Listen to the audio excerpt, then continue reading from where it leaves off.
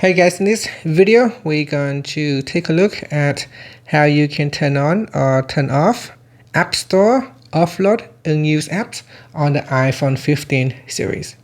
First, let's go back to the home screen by swiping up at the bottom of the screen.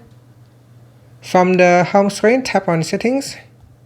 Then in the Settings page, we scroll down and tap on App Store. Next, in App Store, scroll down. And in here, tap on Offload Unused Apps. Tap on the toggle button to turn off or switch on Offload Unused Apps.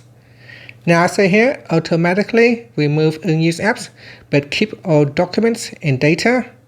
Reinstalling the app will place back your data if the app is still available in the App Store. And that's it. After that, you can swipe up to return back to the home screen. Thank you for watching this video. Please like and subscribe to my channel for more videos.